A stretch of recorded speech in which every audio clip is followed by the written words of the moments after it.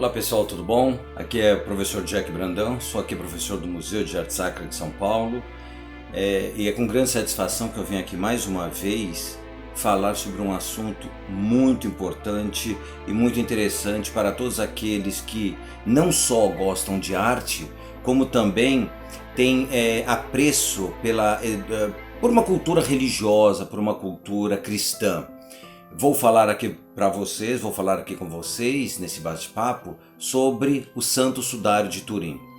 É interessante que quando nós falamos Santo Sudário de Turim, eu verifico que muitas pessoas ainda desconhecem o sudário. Muitas pessoas acreditam que o Sudário de Turim, ou Santo Sudário, é um santo, é um homem. Muitas pessoas me perguntam, nossa, que santo é esse? Onde é a igreja deste santo? Este santo é um santo católico? E com outras perguntas assim. Não, pessoal. O Santo Sudário de Turim, na realidade, não é um santo. O Santo Sudário de Turim é um pano. Sim, é um pano. Mas que pano é esse? Por que é chamado de santo? O Santo Sudário de Turim, segundo a tradição, é o pano que teria enrolado Jesus no seu sepultamento após a crucificação. Se nós pegarmos, por exemplo, o Evangelho de São João, está claro aqui no capítulo 20, lá o capítulo 20, por volta do versículo 6, ele diz assim, São Pedro e São João correm ao sepulcro em busca do sumiço do corpo de Jesus, porque Maria Madalena havia voltado lá e falaram, roubaram o corpo do mestre. São Pedro e São João correm para ver o que aconteceu. E diz assim, ao chegarem lá, viram os panos de linho estendidos no chão. E o sudário que havia sido usado para cobrir a cabeça de Jesus estava enrolado num lugar à parte. Bom, nós temos essa passagem, ela é muito interessante. Mas, por outro lado, ela pode nos levar a erros também. Primeiro, quando ele fala, viram os panos no chão e o sudário enrolado à parte, este sudário enrolado à parte, primeiro, não é o sudário de Turim. Segundo, esses panos, sim, esses panos aquilo que nós acreditamos que, segundo a tradição, foi o corpo, foi o pano que envolveu o corpo de Jesus. Isso é importante lembrarmos que, até hoje, no Oriente Médio, as pessoas são sepultadas envoltas em panos de linho. Reparem essa imagem que eu estou pondo aí. Sim, essa imagem mostra exatamente isso. São, por exemplo, de pessoas muçulmanas, mas os judeus, até hoje, eles têm esse costume, porque para o judeu, o corpo tem de ser colocado na terra, no chão. Nunca, por exemplo, um judeu vai cremar o corpo, porque isso seria uma ofensa ao morto, que precisa de estar junto à terra, porque nós temos, como a própria Bíblia diz, o homem veio do pó e ao pó retornará. Então seria algo sagrado para os judeus, tanto para os judeus quanto para os muçulmanos, ok? Então, nós temos essa ideia do pano. O pano enrola o morto. Nós, em nossas pesquisas, nós verificamos que este pano, provavelmente, ele foi tirado deste local. Eu acredito que tenha sido por um dos apóstolos. Depois eu vou mostrar para vocês quem eu poderia achar que foi, que tenha feito isso, né? E a partir daí surge uma longa trajetória, porque a partir do momento que estas pessoas, estes homens, tocam neste pano, eles estão rompendo um preceito judaico. Que preceito é esse? Nenhuma pessoa poderia tocar em nada que tivesse sido tocado por um morto. Porque isso tornaria essa pessoa uma pessoa impura. Só para vocês terem uma ideia, nem os sacerdotes judeus poderiam chegar próximos a um cemitério. Eles tinham de ficar longe, não poderiam ir junto, eles não poderiam encomendar o corpo como nós conhecemos, para não se tornar ele também uma pessoa impura. Bom, então o sudário, nós acreditamos que é este pano. A tradição diz que ele sai de Jerusalém e, de uma forma ou de outra, ele acaba chegando numa cidade chamada Edessa, que era a capital de um estado cliente de Roma chamado Osroene. Lá, esse local se torna o primeiro reino, vamos chamar assim, cristão. E lá o sudário é protegido durante muito tempo. De lá, como houve uma mudança política dentro da estrutura deste Estado, o que acontece?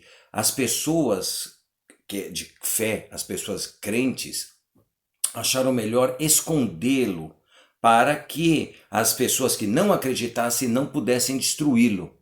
E, segundo as nossas pesquisas, e de modo especial do Ian Wilson, que é um historiador inglês, ele diz que este sudário, este pano, ficou escondido na muralha da cidade. Veio uma época, uma grande enchente, isso uns 2 séculos depois, devastou a cidade e o imperador Justiniano reconstrói a cidade, busca reconstruir a cidade, financia a reconstrução da cidade. Nessa reconstrução, o que eles descobrem? Escondido em meio à muralha, o sudário de Turim, que passa então a ser de uma forma ou de outra venerada pelos cristãos da cidade. Não se pode esquecer que logo depois a cidade deixa de ser cristã. Grande parte dos imperadores do Império Romano do Oriente, chamado Império Bizantino, vão procurar trazer esse sudário exatamente para onde? Para a cidade de Constantinopla. Fato que ocorre por volta do século X. Então o sudário entra com honra, com pompa, à cidade de Constantinopla e lá permanece até 1204, quando ocorre aquilo que nós chamamos de Quarta Cruzada. A Quarta Cruzada foi uma cruzada que na realidade não foi uma cruzada. Porque o que a ideia das cruzadas era exatamente o quê? Uma guerra, entre aspas, santa, para libertar Jerusalém das mãos dos muçulmanos. Porque se acreditava, começou a se especular, a se proibir com que os cristãos entrassem lá. É óbvio que houve vários outros fatores de ordem política, de ordem econômica, que não vem ao caso aqui.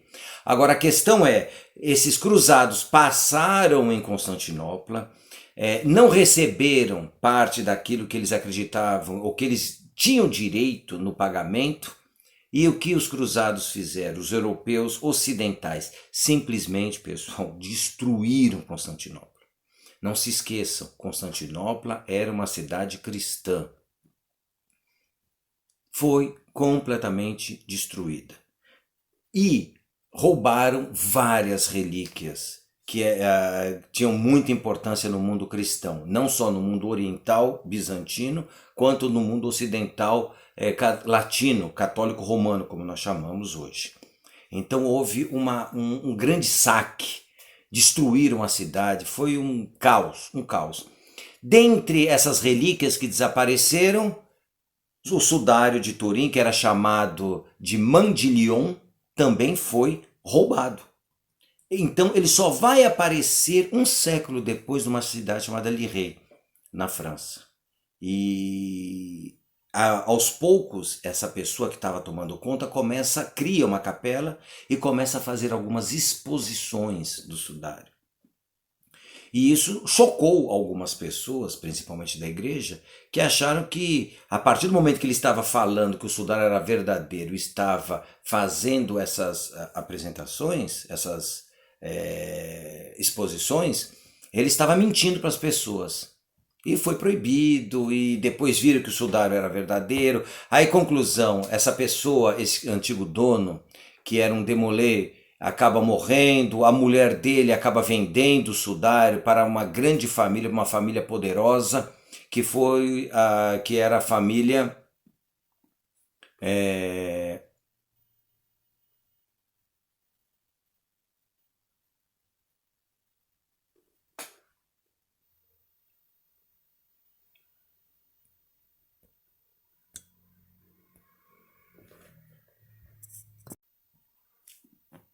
Então, acaba parando nas mãos da família Saboia. E a família Saboia acaba levando para outras cidades até chegar à cidade de Turim, onde está até hoje. Então, até por volta da década de 80 do século XX, o sudário de Turim era um objeto, uma relíquia que pertencia à família de Saboia, ou seja, a família real que se tornou a família real italiana. Só na década de 80 é que o antigo rei da Itália doa para o antigo Papa João Paulo II. Então é importante a gente pensar isso. Então, pessoal, o sudário é isso. Nós temos de pensar. O sudário, muitas pessoas me perguntam, é verdadeiro? O sudário é falso? Cada um tem a sua explicação. Muitas pessoas criticam o sudário, muitas pessoas dizem que o sudário é falso, outras dizem que o sudário é verdadeiro. Eu, particularmente, enquanto cientista, eu tento buscar explicações que sejam plausíveis e que sejam factuais. Por exemplo, dentro das minhas pesquisas, eu percebo que quando nós fazemos uma análise do sudário de Turim sob o ponto de vista fisiológico, para mim é impossível alguém na Idade Média, por exemplo, ter pintado o sudário. Por quê? O sudário não poderia ter sido pintado.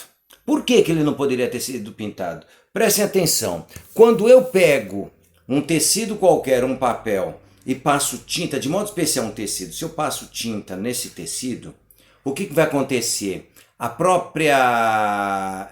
O próprio ser líquido do tecido faz com que essa parte líquida atravesse e vá para o outro lado. Ok? No sudário, a imagem do homem é uma imagem superficial. O que passa para o outro lado são as imagens de sangue. Aí nós chegamos a um segundo ponto. Nós temos no sudário de Turim duas imagens distintas. Olhem aí. Nós temos, primeiramente, a imagem do homem, que é essa que nós enxergamos, a cabeça, o tronco, as pernas, os braços, e nós temos as chamadas imagens de sangue, que aqui nessa imagem que eu estou mostrando, ela está destacada. Por que isso é importante? Porque as imagens de sangue varam o tecido, as imagens do homem não varam o tecido, entenderam?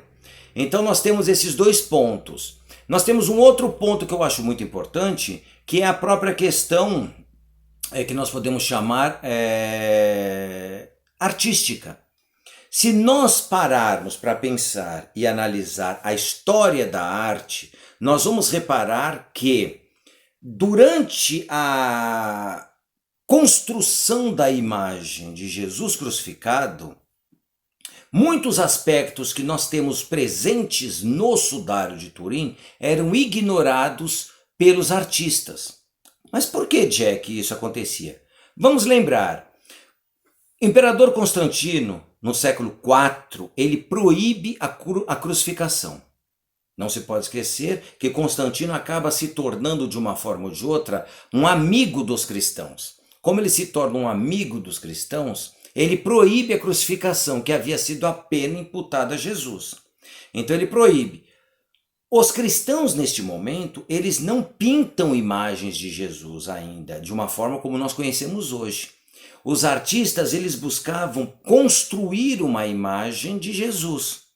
Por quê? Para os artistas na época, eles se baseavam naquilo que nós chamamos de mimesis. O que é mimesis? É a imitação.